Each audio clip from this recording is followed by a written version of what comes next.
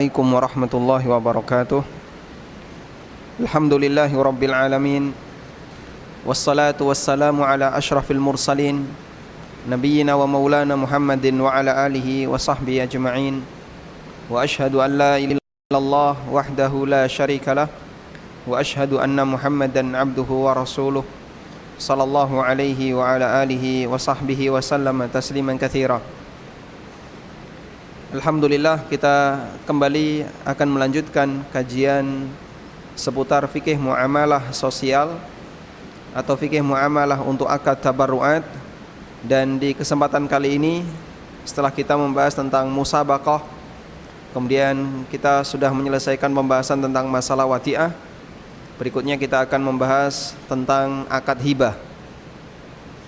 Hibah secara bahasa berasal dari kata hububu syai'. Hububu syai'. Hubub artinya bertiup. Hububur rih maknanya artinya angin yang bertiup. Disebut sebagai hibah karena dia pemberian sebagaimana layaknya angin yang bertiup, tidak ada pembayaran apapun yang harus digantikan, tidak ada iwad, tidak ada pembayaran sebagai gantinya. Kemudian makna hibah secara istilah adalah aqdun maudu'uhu tamlikul insan ma lahu li ghairihi fil hayati bila iwad. Hibah adalah akad pemindahan kepemilikan harta kepada orang lain ketika orangnya masih hidup bila iwadin, tanpa harus ada pembayaran. Kita ulang, batasan hibah secara syariat, dia adalah akad pemindahan kepemilikan terhadap harta untuk orang lain fil hayati, ketika yang memberi ini masih hidup, bila iwadin, dan tidak ada iwad, tidak ada ganti yang harus dibayarkan. Berdasarkan definisi ini, kita bisa memahami hibah lebih detail ya. Yang pertama, hibah adalah akad, sehingga di situ harus ada akad, baik akad yang ada ijab qabulnya maupun tidak ada ijab qabulnya. Kemudian yang kedua, dia sifatnya tamlik al-insan malahu, terjadi pemindahan hak milik harta manusia. Karena itu untuk harta yang diserahkan namun tidak terjadi perpindahan hak milik, maka ini tidak disebut sebagai hibah, namun ini masuk kategori ariyah, masuk kategori pinjam meminjam. Misalnya kita serahkan motor kita kepada orang lain untuk dia manfaatkan selama batas waktu tertentu sehingga tidak ada perpindahan hak milik, maka ini bukan termasuk hibah, tapi ini masuk kategori akad pinjam meminjam. Yang ketiga, diberikan kepada orang lain. Berarti kalau kepada dirinya sendiri bukan termasuk hibah. Yang keempat, fil hayati, ketika orangnya masih hidup. Karena itu ketika pemberian itu terjadi setelah orangnya mati, maka tidak dimasukkan ke dalam hibah, namun masuk kategori wasiat atau warisan. Yang keempat, yang kelima, bila iwadin, tanpa ada ganti rugi, tanpa ada pembayaran. Karena kalau ada pembayaran berarti itu jual beli. Saya kasih HP ini, tapi syaratnya satu, kamu harus ngasih saya 3 juta. 3 juta itu adalah iwad, dan HP ini adalah benda yang saya hibahkan dengan ganti 3 juta. Maka akadnya bukan lagi hibah, tapi ini akadnya jual beli. Dan ada beberapa bentuk pemberian yang dilakukan oleh manusia kepada orang lain yang mirip seperti hibah. Ada bentuknya hadiah, ada bentuknya sedekah, ada bentuknya infak, ada bentuknya wasiat, ada tidak memiliki tujuan apapun, sebatas memberi saja, maka ini namanya hibah atau atiyah atau nahlah. Sehingga bisa dinamakan hibah, bisa dinamakan atiyah atau nahlah. Meskipun semua ini bisa juga dinamakan dengan satu istilah, yaitu atiyah. Atiyah itu semua bentuk pemberian. Kalau niatnya dalam rangka untuk mendapatkan pahala, maka disebut sedekah yang lebih tinggi derajatnya. Seperti pemberian yang dilakukan oleh para sahabat kepada Rasulullah sallallahu alaihi wasallam. Jelas kita tidak bisa membandingkan antara kedudukan sahabat dengan Nabi dengan sanad yang hasan dari Abu Hurairah radhiyallahu anhu. Rasulullah sallallahu alaihi wasallam bersabda, "Tahadau tahabu." Lakukanlah saling memberi hadiah agar kalian bisa saling mencintai. Dan Nabi sallallahu alaihi wasallam juga menerima hadiah, wa yuthibu 'alaiha, dan beliau membalas orang yang memberi hadiah. Dan Nabi sallallahu alaihi wasallam juga bersabda, "Man ja'ahu min akhihi ma'rufun min ghairi israfin wala mas'alatin falyaqbalhu." Barang siapa yang mendapatkan harta dari saudaranya min ghairi israfin, ya, tanpa israf, maksudnya di situ adalah tidak ada keinginan untuk, atau tidak terlalu bernafsu untuk memilikinya. Wala mas'alatin, dan juga bukan dari hasil meminta, falyaqbalhu, maka hendaknya dia menerimanya. Si A memberikan sesuatu kepada si B. Si B enggak minta, dan si B juga tidak menampakkan gelagat berharap memiliki harta itu. Maka Nabi SAW menganjurkan agar pemberian ini diterima. Ya. Tapi kalau si B menampakkan gelagat ingin memiliki harta itu, misalnya dia lihat si A bawa makanan, kemudian dilihatin terus, meskipun tidak minta, diam saja, dilihatin terus, pengen memiliki seperti makanan itu. Akhirnya si A merasa nggak enak, terus dikasih. Maka berarti dia dikasih li isyrafin, karena isyraf, karena ada harapan untuk memilikinya. Nabi SAW mengatakan, siapa yang dikasih oleh saudaranya sebuah harta tanpa isyraf, tanpa ada keinginan untuk memilikinya, dan juga tidak meminta-minta, falyaqbalhu, maka hendaknya dia terima, wala yarudduhu, dan jangan sampai dia tolak, fa innama huwa rizqun saqahullahu ilaih, karena ini adalah rizki yang Allah Subhanahu wa taala sediakan untuknya. Hadis diriwayatkan oleh Imam Ahmad, dan hadis ini salah satu di antara dalil, atau hadis ini salah satu di antara dalil anjuran untuk menerima hibah. Dan Nabi SAW memotivasi agar kita menerima hadiah meskipun sesuatu yang remeh. Di antaranya disebutkan dalam hadis riwayat Ahmad, atau diriwayatkan dalam hadis dari Anas bin Malik, Rasulullah SAW pernah bersabda, "Lau uhdiya ilayya qura'un laqabiltu, walau du'itu ilaihi la ajabtu." Hadis riwayat Ahmad, At-Tirmidzi, dan yang lainnya. Andai saya mendapatkan hadiah berupa qura'. Apa itu qura'? Qura' adalah tengkleng kambing, kakinya kambing. Ada berapa daging di kaki kambing? Kalaupun ada sangat tipis, ya. Lebih banyak kulitnya. Andaikan saya dikasih hadiah berupa kaki kambing, laqabiltu, tentu aku akan menerimanya, meskipun di situ tidak ada dagingnya. Nabi SAW menyukai paha kambing, ya. Tapi kalaupun beliau dikasih tengklengnya kambing, kaki-kakinya kambing, Nabi SAW menerimanya. Walau du'itu ilaihi la ajabtu, dan andaikan ada orang yang mengundangku untuk makan itu di rumahnya, pasti aku akan penuhi undangannya. Kemudian Rasulullah SAW juga menganjurkan agar kita memberikan hadiah dan hibah kepada tetangga, sebagaimana pertanyaan Aisyah radhiyallahu anha. Qultu ya Rasulullah, inna li jarain. Ya Rasulullah, saya memiliki dua tetangga. Fa ila ayyihima uhdiya. Ya Rasulullah, saya memiliki dua tetangga, kepada siapa saya harus memberikan hadiah ini? Qala, kata Nabi SAW, ila aqrabihima minki baban. Serahkan kepada orang yang paling dekat pintunya denganmu. Serahkan kepada tetangga yang paling dekat pintunya. Kenapa? Karena tetangga inilah yang paling tahu barang apa yang masuk ke rumah kita, makanan apa yang masuk ke rumah kita. Sehingga dia lebih berhak dibandingkan tetangga yang lebih jauh.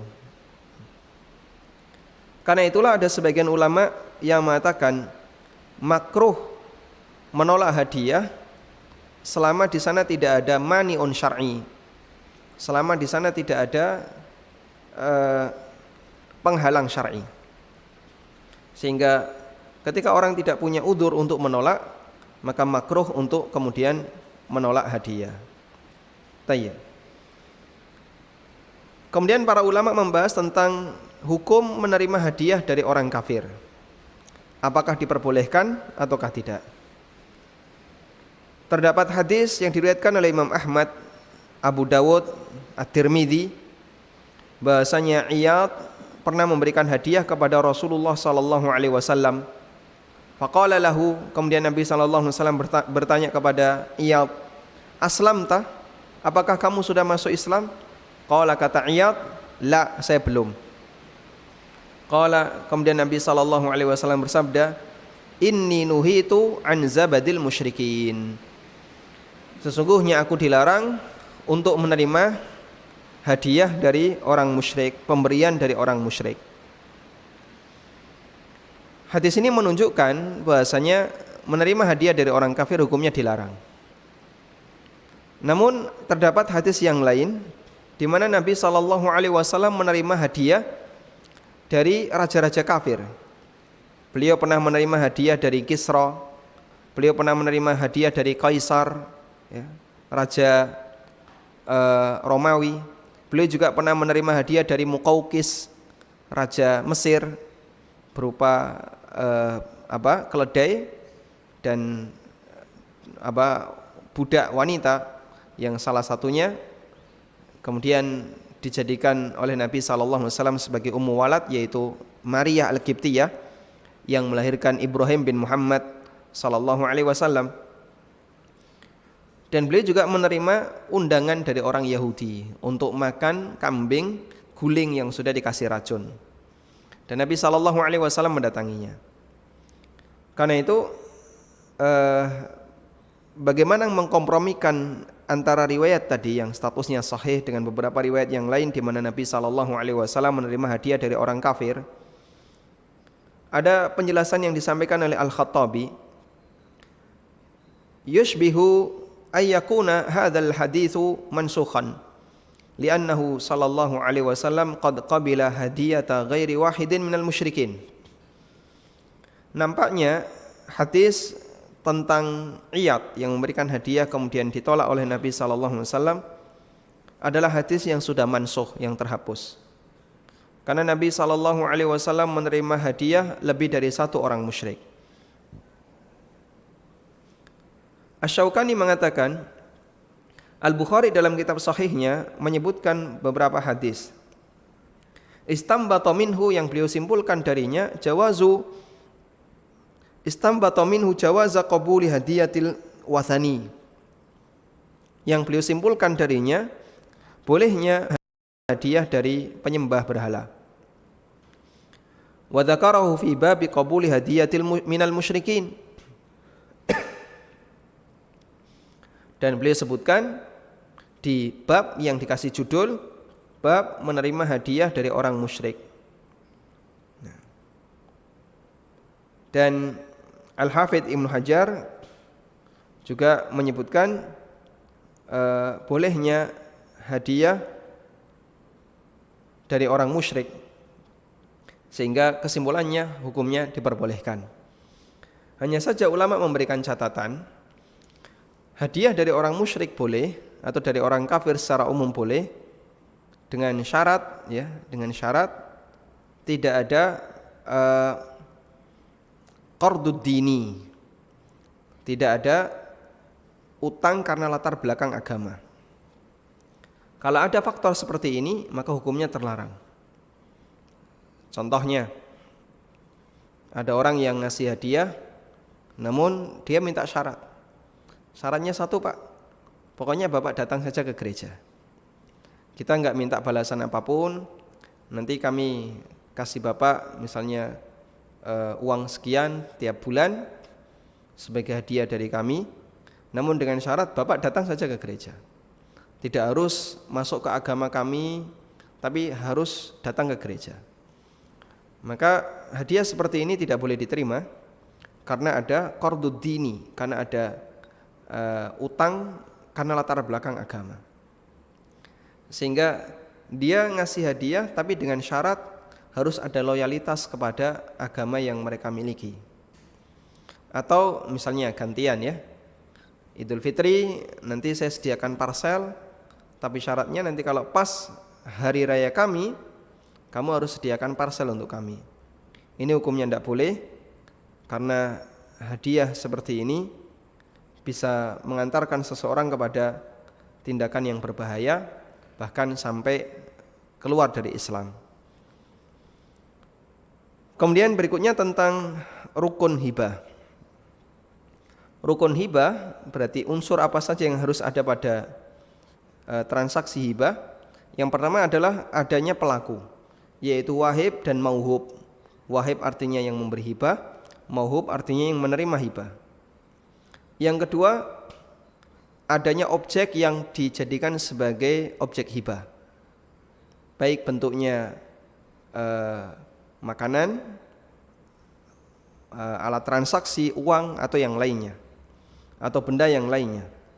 Dan nanti akan disebutkan syarat yang berlaku untuk al-mauhubulah, syarat yang berlaku untuk objek yang dihibahkan. Kemudian berikutnya harus ada akad, ya. Harus ada akad, meskipun akad di sini bisa dilakukan dengan ijab qabul dan boleh juga tanpa ijab qabul. Yang penting sama-sama saling ridho dalam melakukan transaksi seperti ini. Karena itu hibah juga bisa dilakukan dengan cara searah. Misalnya gimana? Ada orang memberikan hadiah tapi diam-diam, dikirim lewat kurir, ini hadiah dari saya, ya, kemudian dikirim lewat kurir, sampailah di tujuan orang yang mendapatkan hadiah atau mendapatkan hibah. Hukumnya boleh meskipun tidak ada akad sebelumnya. Sekarang kita akan lihat beberapa syarat untuk objek hibah. Yang pertama, objek itu harus ada, sehingga kalau objeknya tidak ada jelas tidak boleh. Yang kedua, ayyakuna malan mutakawwaman. Objek itu harus punya nilai. Karena itu jika dia tidak punya nilai, maka tidak bisa dijadikan sebagai objek hibah. Sehingga menurut Hambali, sah memberikan hibah berupa anjing yang boleh untuk dipelihara, seperti anjing pemburu atau anjing pelacak atau anjing penjaga yang boleh dipelihara dalam agama kita. Dan bisa juga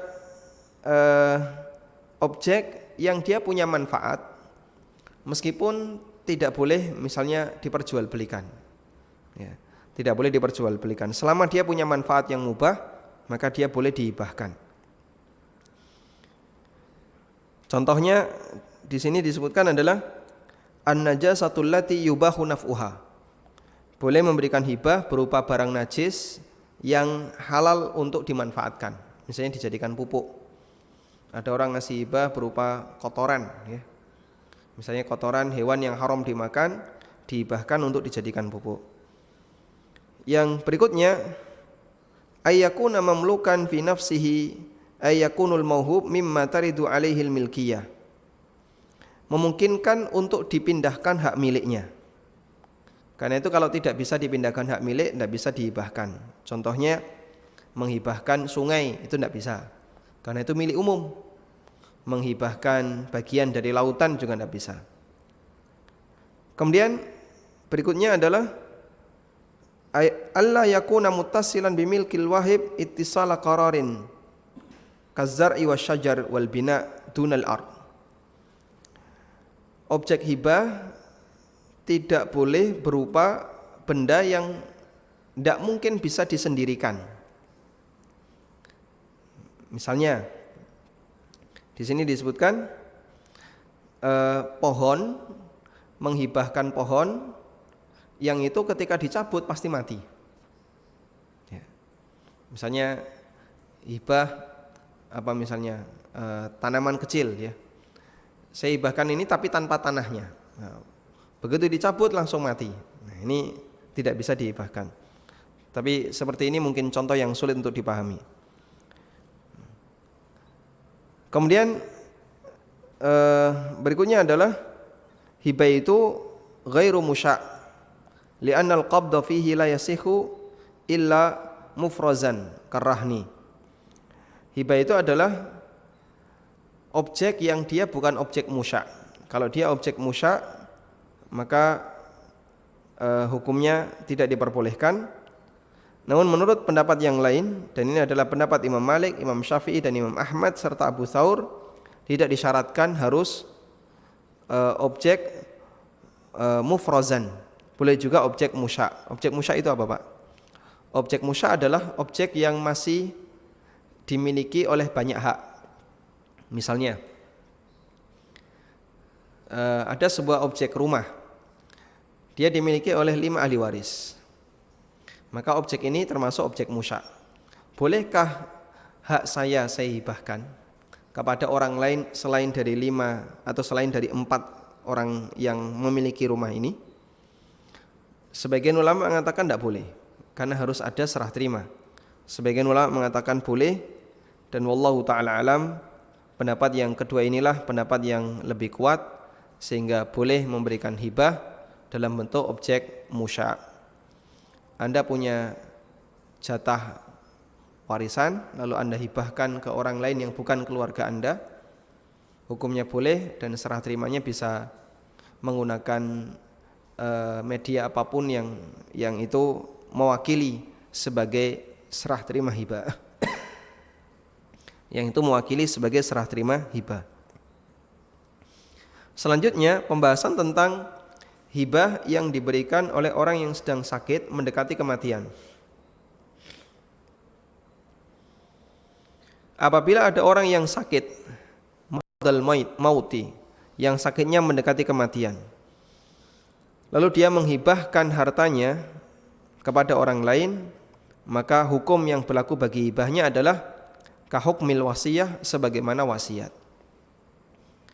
Begitu mendekati kematian, dia panggil seluruh anaknya, lalu dia bilang, ini 5 sertifikat tanah, sekarang saya serahkan kepada kalian semua, A, B, C, D, E, masing-masing dikasih satu-satu. Sudah saya serahkan semuanya, itu jadi milik kalian.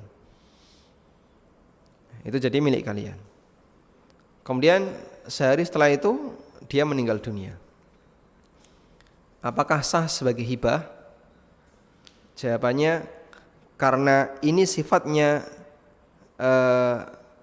menyeluruh, istiqsaian, dia berikan hartanya secara keseluruhan, dan itu mendekati kematiannya, maka hukum yang berlaku adalah hukum wasiat. Karena itu statusnya gimana? Mengingat ini semuanya adalah anak-anaknya, dan ahli waris tidak berhak untuk mendapatkan wasiat, maka hibah seperti ini dibatalkan. Hibah seperti ini dibatalkan. Kenapa? Karena tidak boleh memberikan wasiat kepada ahli waris. Terus gimana? Kumpulkan lagi sertifikat tadi. Setelah ayahnya meninggal, maka lakukan pembagian warisan sesuai dengan aturan yang berlaku, di mana yang laki-laki dapat 2 bagian dibandingkan wanita. Ya, yang laki-laki dapat 2, wanita dapat 1. Karena bisa jadi kalau berlaku seperti tadi, setiap pemegang sertifikat maka dia berhak terhadap objek itu, bisa jadi sama ya, antara laki dan perempuan. Tapi ketika menggunakan teori warisan, maka nanti haknya adalah 2:1. Dan catatan yang kita berikan, hibah yang diberikan kepada orang yang, atau hibah yang diberikan oleh orang yang sakit mendekati kematiannya, maka statusnya adalah wasiat dan bukan hibah. Tayyib. Selanjutnya tentang syarat hibah yang sah. Apakah harus terjadi serah terima ataukah hanya sebatas akad? Apakah hibah yang sah itu harus terjadi serah terima objek, ataukah di situ sah hanya sebatas aklamasi pernyataan bahasanya saya telah hibahkan ini kepadamu. Sebagian ulama mengatakan bahwa hibah sah dan itu menjadi hak milik bagi penerima hibah bimujarradil aqdi, hanya sebatas aklamasi pernyataan dari pemilik harta dan tidak disyaratkan harus ada serah terima. Sebagaimana jual beli, begitu sudah terjadi akad meskipun belum serah terima maka sah dan tidak bisa dibatalkan secara sepihak meskipun barang belum diserahkan, uang belum diserahkan. Dan ini merupakan pendapat Imam Ahmad, pendapat Imam Malik, pendapat Abu Thawr wa ahlu dhahir dan para ulama dhahiriyah. Karena itulah berdasarkan pendapat ini, jika orang yang menerima hibah atau yang memberi hibah meninggal sebelum serah terima, maka harta tadi tetap wajib diserahkan kepada penerima hibah. Misalnya si A mengatakan kepada si B, wahai B, aku hibahkan tanah depan rumahku itu kepadamu. B ini bukan ahli waris, orang lain, temannya misalnya. Tapi tidak ada hitam di atas putih, tidak ada serah terima sertifikat, tidak ada serah terima apapun. Dia cuma ngomong kayak gitu. Lalu B mengatakan, baik saya terima. Ya. Dan tidak ada bukti apapun serah terima, tapi B mengatakan saya terima. Sehingga hanya sebatas ucapan secara aklamasi. Kemudian 3 hari berikutnya si A mati karena kena corona. Ya. Pertanyaannya adalah, apakah si B berhak terhadap tanah itu? Kalau menurut pendapat ini dia berhak. Karena jika sudah diakadkan dan sudah ijab qabul, meskipun belum serah terima, maka hibah itu mengikat. Sementara pendapat yang kedua, bahwasanya syarat hibah sah adalah ketika terjadi serah terima. Sehingga kalau hanya sebatas diucapkan dan belum ada serah terima, lam yalzam al-wahib, maka si pemberi, si wahib tidak berkewajiban untuk menyerahkan barang itu. Dan ini adalah pendapat Abu Hanifah, Imam Syafi'i, Ats-Tsauri dan beberapa ulama yang lainnya. Konsekuensinya, jika belum terjadi serah terima, lalu ternyata orang yang memberi mati atau orang yang tadi diberi mati, baik yang memberi atau yang diberi mati, maka hibah dianggap tidak berlaku. Si A memberikan kepada si B, B, tanah itu buat kamu, silakan kamu miliki. B bilang, oh ya, senang sekali saya terima dengan sukarela, atau saya terima dengan senang. Kemudian tidak ada serah terima apapun. 2 hari berikutnya si B mati. Ya. Apakah keluarga si B berhak untuk menuntut si A agar menyerahkan tanah itu sebagai warisan karena sudah dihibahkan? Menurut pendapat yang kedua, tidak berhak karena belum ada serah terima. Dan wallahu ta'ala alam, pendapat kedua inilah yang lebih mendekati berdasarkan sebuah riwayat dari Aisyah radhiyallahu anha, di mana beliau radhiyallahu anha pernah dikasih hibah oleh ayahnya Abu Bakar As-Siddiq. Namun sebelum terjadi serah terima, ternyata Abu Bakar meninggal dunia. Waktu mendekati meninggal, Abu Bakar mengatakan, ya bunayya inni nahaltuki judada malin judada wasakin fi aliyah. Wahai putriku, saya pernah memberikan hibah kepadamu sekian harta di kota Aliyah. Andaikan dulu walau kunti juzitihi, andaikan dulu kamu menerimanya, kanat lagi, maka itu menjadi hartamu. Walakinnal ana huwa malun warithun, tapi sekarang itu menjadi harta yang menjadi hak ahli waris. Faqtasimuhu ala kitabillah, karena itu bagikanlah harta ini sesuai dengan kitabullah. Abu Bakar secara aklamasi menyerahkan hartanya di kota Aliyah, yang jauh dari Madinah, kepada Aisyah radhiyallahu anha, sekian wasak harta. Sehingga karena benda itu jauh, maka belum terjadi serah terima, hanya sebatas secara lisan. Sampai akhirnya ketika mendekati kematian, benda itu belum diserahkan, dan tidak mungkin di suasana seperti ini benda itu diserahkan. Akhirnya Abu Bakar mengatakan, sekarang benda itu, barang itu menjadi hak milik ahli waris, karena itu kamu tidak boleh memiliki sendirian, tapi harus dibagi sesuai dengan aturan Allah Subhanahu wa taala. Dari sinilah kita bisa memahami bahwa jika hibah itu hanya sebatas diucapkan, maka hibah seperti ini sama sekali tidak mengikat. Sehingga kalau sampai dibatalkan dan atau terlupakan atau salah satu meninggal, bukan menjadi utang yang wajib untuk kemudian dibayarkan atau diserahkan kepada orang yang tadinya telah dinyatakan akan menerima hibah. Ya.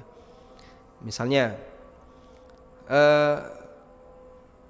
misalnya seorang calon legislatif, caleg atau calon kepala desa, pada waktu kampanye dia mengatakan, siapa yang nanti nyoblos saya, akan saya kasih uang 100.000 kalau saya menang. Ternyata betul dia menang.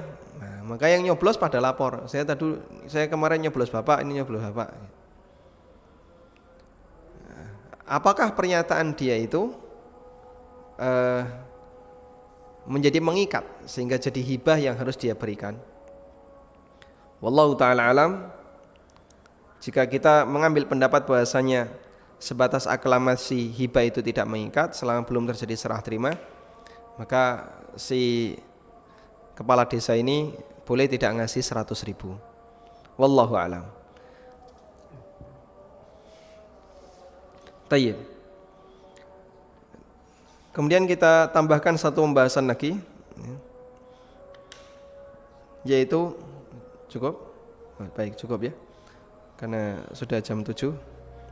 Baik, untuk pembahasan berikutnya insya Allah akan kita bahas di pertemuan berikutnya. Kita masih punya pembahasan tentang apa hukum memberikan hibah dalam bentuk seluruh harta. Kemudian aturan yang berlaku hibah bagi anak. Kemudian tentang hukum menarik kembali hibah, dan beberapa hal yang tidak boleh ditolak ketika ada orang